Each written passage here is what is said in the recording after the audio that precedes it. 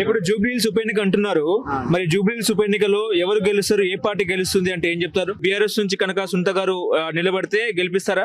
గెలిపిస్తారు. ఎందుకు గెలిపియాలి అంటే ఉంది అట్లా. కాంగ్రెస్ ప్రభుత్వం పోయింది. ఎందుకు పోయింది?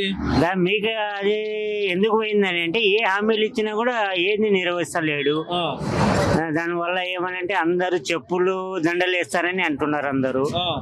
దానివల్ల కాంగ్రెస్ ది పోయింది. ఇప్పుడు రేవంత్ రెడ్డి సంక్షేమ కార్యక్రమాలు తీసుకొస్తున్నారు, 6 గ్యారెంటీలు అని చెప్తున్నారు. అందులో 6 గ్యారెంటీలు అమలు చేస్తామని చెప్తున్నారు, అమలు చేసినట్టు కూడా మాట్లాడుతున్నారు కదండి. అది బోగస్ మాటలు అవి.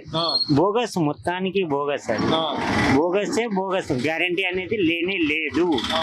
12,000 సంవత్సరానికి ఇస్తామన్నట్టు కూడా మాట్లాడారు కదా ఆటో డ్రైవర్లకి. అది గాలికి పోయినాయి మాటలు అవి. అంతేనా? గాలికి పోయినాయి. అన్ని హామీలు గాలికి పోయినట్లనే అవి. స్కూటీలు వచ్చినాయా? మస్తు తిరుగుతున్నాయి హైదరాబాద్ లో. అన్ని స్కూటీలే తిరుగుతున్నాయి. హామీలు ఇచ్చిన స్కూటీలు మొత్తం తిరుగుతున్నాయి.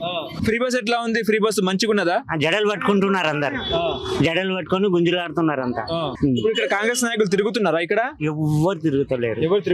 తిరుగుతలేరు. రాడు కూడా కాంగ్రెస్ రాడు కూడా వచ్చినా కూడా చెప్పు దెబ్బలే ఉంటారు.